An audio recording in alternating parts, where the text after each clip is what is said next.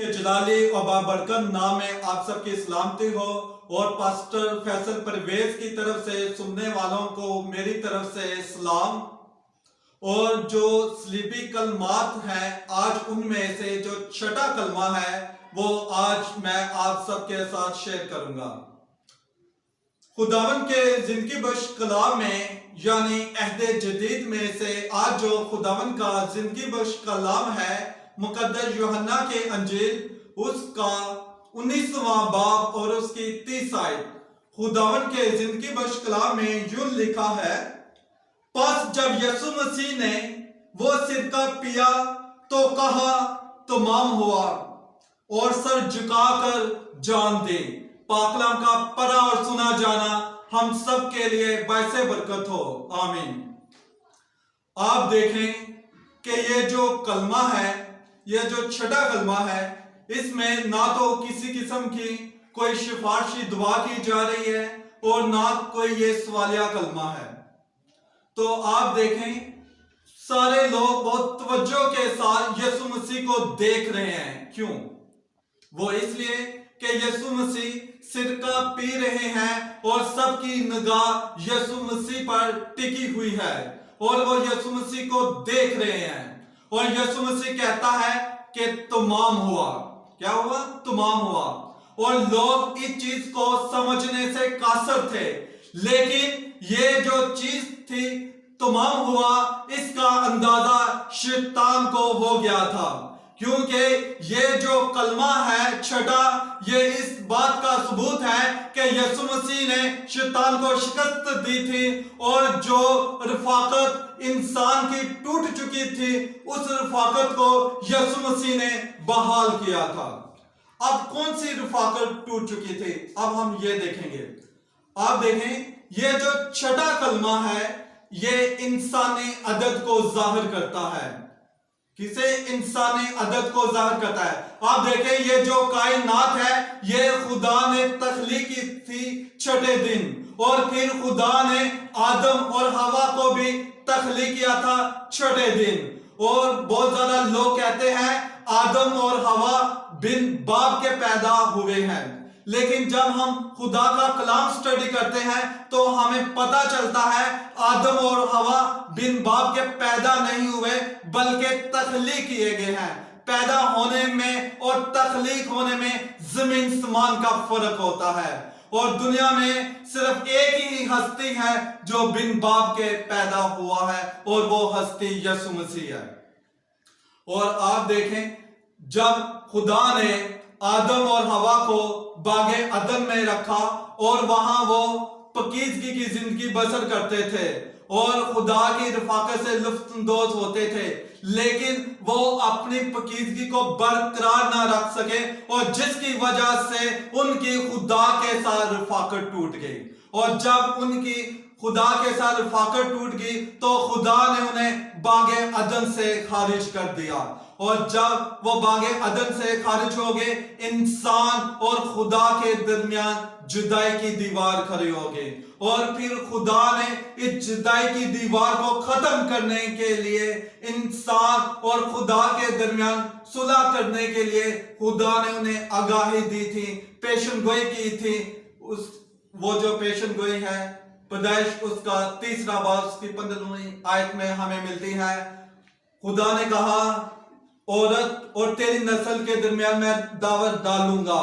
तो आप देखें ये जो पेशन गोई है ये यीशु मसीह के मुतल्लिक है, लेकिन जो हवा और आदम थे वो इस चीज को समझने से कासर थे। क्यों?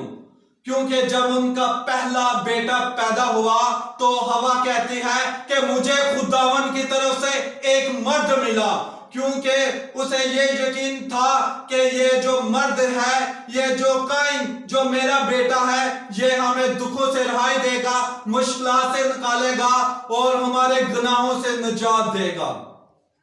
लेकिन जब उसका दूसरा बेटा हाबल पैदा हुआ तो उसकी उम्मीद टूट चुकी थी और उसे पता चल गया था कि ये वो बेटा नहीं जो हमारे गुनाहों से हमें निजात दे सके और हमें दुखों से रहाई दे सके। और फिर इसी तरह उन्हें पता चल गया کہ ہم جس کا انتظار کر رہے ہیں وہ یہ شخصیت نہیں، وہ کوئی اور شخصیت ہے۔ اور اسی طرح آپ دیکھیں جہاں لکھا ہے تمام ہوا، کس چیز کا تمام ہوا؟ آپ دیکھیں یہ جو شریعت ہے اس کے بارے میں یسوع مسیح فرماتے ہیں میں شریعت کو منسوخ کرنے نہیں بلکہ اسے پورا کرنے آیا ہوں۔ اور شریعت کے مطابق یہ ایک قانون تھا کہ جو جان گناہ کرے گی وہ مرے گی، جو جان گناہ کرے گی وہ مرے گی۔ تو آپ دیکھیں یہ قانون ہر شخص پر لاگو تھا، جو کوئی جان گناہ کرتی تھی وہ مر جاتی تھی، وہ ہلاک ہو جاتی تھی۔ لیکن اب ہمارے دلوں میں یہ سوال پیدا ہوتا ہے جو ہنوک نبی ہیں، جو ایلیا نبی ہیں، وہ کیوں ہلاک نہیں ہوئے؟ انہوں نے کیوں موت کا مزہ نہیں چکھا؟ تو آپ دیکھیں جو ایلیا نبی ہے اس کے بارے میں خداوند کے زندگی بخش کلام میں لکھا ہے کہ وہ دوبارہ آئے گا، وہ دوبارہ آئے گا۔ جہاں دو گواہوں کا ذکر ہے وہاں ہمیں خداوند کے زندگی بخش کلام میں یہ سیکھنے کو ملتا ہے کہ ایلیا نبی اور موسیٰ نبی دوبارہ آئیں گے اور وہ موت کا مزہ چکھیں گے۔ اور اس کے بعد آپ دیکھیں جو ہنوک نبی ہے یہ خدا کی مرضی ہے کہ خدا نے اسے اپنے پاس زندہ اٹھا لیا ہے۔ اور آپ دیکھیں باقی یہ قانون ہے کہ جو جان گناہ کرے گی وہ مرے گی۔ اور آپ دیکھیں یسوع مسیح نے اپنی جان کا کفارہ دیا تاکہ ہماری جو روحیں ہیں وہ جسمانی زندگی کے ساتھ ہلاک نہ ہوں، وہ جسمانی زندگی کے ساتھ ہلاک نہ ہوں۔ اور اس لیے شریعت کے تقاضے کو پورا کرتے ہوئے یسوع مسیح نے ہمارے لیے کفارہ دیا، ہمارے لیے جان دی تاکہ ہم ابدی زندگی حاصل کر سکیں۔ اور اس کے بعد جو دوسری چیز ہے وہ یہ ہے کہ قربانیوں کا جو سلسلہ تھا اسے یسوع مسیح نے ختم کیا۔ آپ دیکھیں شریعت کے مطابق جو کاہن تھے وہ سال بے سال خداوند کے گھر میں جاتے اور قربانیاں دیتے تھے تاکہ ان کے جو گناہ ہوتے تھے وہ معاف ہو جائیں، ان کے گناہ ڈانپے جائیں، اس لیے وہ جانوروں کی قربانیوں کا کفارہ دیتے تھے۔ اب ہمارے دلوں میں ایک سوال پیدا ہوتا ہے، خداوند کے زندگی بخش کلام میں لکھا ہے کہ بیل بچڑوں کا خون ہمارے گناہوں کو دور نہیں کر سکتا۔ تو جب خداوند کا کلام ہمیں یہ سکھاتا ہے کہ بیل بچڑوں کا خون ہمارے گناہوں کو دور نہیں کر سکتا تو خدا نے جانوروں کا جو کفارہ ہے یہ کیوں متعارف کروایا؟ تو آپ دیکھیں جو باغ عدن میں ہم آدم اور حوا کو دیکھتے ہیں تو باغ عدن میں خدا ایک بڑا ذبح کر کے انہیں چمڑے کے کرتے پہناتا ہے، اور یہ جو قربانیوں کا سلسلہ ہے یہ خدا متعارف کرواتا ہے۔ کیوں؟ جب ہم دیکھتے ہیں بنی اسرائیل کو، جب بنی اسرائیل غلامی میں تھے، فرعون ان پر بہت زیادہ ظلم ستم کرتا تھا، تو پھر خدا موسیٰ نبی سے کہتا ہے کہ تو ایک بڑا ذبح کر اور اس بڑے کا جو خون ہے لوگوں کے گھروں کی چوکھٹ پر لگا دے تاکہ جب موت کا فرشتہ آئے وہ جب یہ دیکھے اس چوکھٹ پہ بڑے کے خون کی مہر لگی ہے تاکہ موت کا فرشتہ اس گھرانے کو چھوڑ دے۔ اور اس کے ذریعے جو بنی اسرائیل کے لوگ تھے انہیں زندگی کی درازی مل جائے۔ تو آپ دیکھیں جس چوکھٹ پہ بڑے کے خون کی مہر لگی تھی اس گھرانے کو زندگی کی درازی مل جاتی ہے، اس گھرانے میں کوئی موت واقعہ نہیں ہوتی، اور جس گھرانے میں بڑے کے خون کی مہر لگی نہیں ہوتی وہاں موتوں کا بوپار ہوتا ہے، وہاں موت واقعہ ہوتی ہے اور وہاں رونا اور ماتم ہوتا ہے۔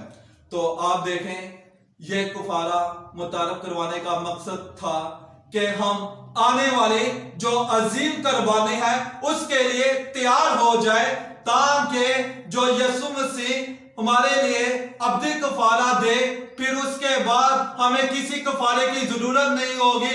جس طرح بنی اسرائیل نے اس خون کے بڑے کی وجہ سے زندگی کی درازی پائی تھی، اسی طرح جب ہم یسوع مسیح کو اپنا شخصی نجات دینا قبول کریں گے تو جو ہماری روحیں ہیں وہ بچ جائیں گی، ہماری روحیں بچ جائیں گے، اور جس کی وجہ سے ہمیں ابدی زندگی ملے گی، اور پھر ہماری روحیں وہاں جائیں گی جہاں نہ رونا ہوگا، نہ داندوں کا پیسنا ہوگا، بلکہ ہماری روحیں خداوند کی حضوری میں رہیں گی اور وہاں شادمانی حاصل کریں گی۔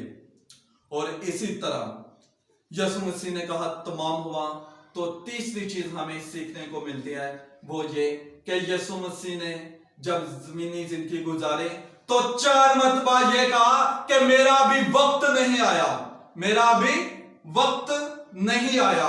اور آپ دیکھیں کہ یسوع مسیح نے اپنی جو ٹوٹل زندگی گزاری ہے، مکمل زندگی گزاری ہے، وہ 33 برس کے، اور 33 برس میں آپ دیکھیں یسوع مسیح نے نہ تو کوئی جہاد کیا اور نہ کوئی جنگ کی، بلکہ محبت اور امن سے مسیحیت کا پیغام پوری دنیا میں پھیلایا۔ اور پھر جب وقت نزدیک تھا تو یسوع مسیح نے اپنی زندگی گزاری، تو یسوع مسیح نے کہا تمام ہوا۔ اور اس کے بعد آپ دیکھیں کہ یسوع مسیح جو ہم سے بے پناہ محبت کرتا ہے، رفاقت رکھتا ہے، وہ ہماری ہلاکت نہیں چاہتا، وہ بار بار ہمیں موقع فراہم کرتا ہے، کیونکہ وہ خداوند کی دائنی طرف بیٹھا ہوا ہے اور ہماری سفارش کرتا ہے کہ اے خدا اسے اب ایک اور موقع عطا کر تاکہ یہ اپنی زندگی کو سنوار لے، اپنی زندگی کو تبدیل کر لے، اپنے گناہوں سے توبہ کر لے اور اپنے گناہوں کا بوجھ کم کر لے۔ لیکن جب انسان خدا کے موقع کی قدر نہیں کرتا، خدا کی عزت نہیں کرتا، خدا کی قدر نہیں کرتا، اور خدا ان کے زندگی بخش کلام میں لکھا ہے کہ پھر تم اپنے گناہوں میں ہی مرو گے، تم کیا کرو گے؟ اپنے ہی گناہوں میں مرو گے۔ اور اس لیے یسوع مسیح کہتا ہے اے بہت تلے دبے ہوئے لوگوں میرے پاس آؤ، میں تم کو آرام دوں گا۔ لیکن ہم یسوع مسیح کے پاس جانا نہیں چاہتے۔ اور اس کے بعد جو چوتھی چیز ہمیں سیکھنے کو ملتی ہے وہ یہ ہے کہ یسوع مسیح نے ابلیس کو شکست دی۔ آپ دیکھیں اس دنیا میں بے شمار نبی آئے، بے شمار پیغمبر آئے، بے شمار رسول آئے، لیکن ان کے وسیلے نجات نہیں مل سکی، اور ان کے وسیلے گناہوں کا جو کفارہ ہے نہیں ہوا۔ کیوں؟ آپ دیکھیں کہ جو کفارہ ہے اس کے لیے لازمی ہے کہ وہ شخص اپنی زندگی کا کفارہ دے جو کامل ہو، جس کی ذات پاک ہو، جس کی شخصیت پاک ہو، اور جو ابلیس جو پوری دنیا کا حاکم ہے اور جسے تشبیہ دی گئی ہے وہ اس جہان کا خدا ہے، اسے شکست دے سکے۔ تو آپ دیکھیں جو انبیاء کرام تھے، جو نبی تھے، جو فرشتے تھے، وہ ابلیس کو عارضی طور پر شکست دیتے تھے، مکمل طور پر ان پر فتح یابی حاصل نہیں کر سکتے تھے۔ تو اس لیے یسوع مسیح اس دنیا میں آئے اور انہوں نے ابلیس کو شکست دی، اور ابلیس کے پاس جو موت کا اختیار تھا اسے چھین لیا، اور پھر اب ہماری زندگیوں پر یسوع مسیح کا اختیار ہے۔ وہ بھی تب ہوتا ہے جب ہم اپنے گناہوں سے توبہ کرتے ہیں، جب ہم اپنے گناہوں کا اقرار کرتے ہیں اور یسوع مسیح کو اپنا شخصی نجات دینا قبول کرتے ہیں، تب ہماری زندگیوں پہ یسوع مسیح کا اختیار ہوتا ہے، اور تب یسوع مسیح ہماری زندگیوں میں کام کرتا ہے، اور تب ہم اپنی زندگیوں سے خدا کا جلال ظاہر کرتے ہیں۔ اور جس طرح لکھا ہے خدا ان کے زندگی بخش کلام میں 6 کلمے میں تمام ہوا۔ آپ دیکھیں یہ کلمہ ہمیں یہ بھی سکھاتا ہے کہ یسوع مسیح نے ہمارے لیے کفارہ دے دیا ہے، لیکن اس کا مطلب یہ نہیں کہ نجات ہمیں وراثت میں مل چکی ہے۔ آپ پوری بائبل مقدس اسٹڈی کر کے دیکھ لیں، ہمیں ایک بھی ریفرنس نہیں ملتا کہ یسوع مسیح کے وسیلے نجات ہمیں وراثت میں ملی ہے۔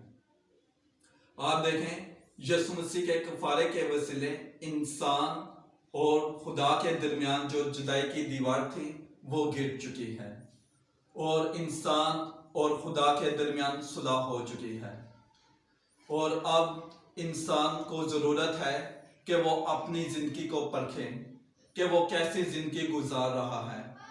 تو آپ دیکھیں ہم ابدی زندگی کو اسی طرح حاصل کر سکتے ہیں جب ہم اپنی زندگی کو پرکھیں گے اور اپنے گناہوں سے توبہ کریں گے اور یسوع مسیح کو اپنا شخصی نجات دہندہ قبول کریں گے، تب ہی ہم ابدی زندگی حاصل کر سکتے ہیں، کیونکہ یسوع مسیح نے ہماری روحوں کا کفارہ دیا ہے، جسمانی زندگی کا کفارہ نہیں دیا۔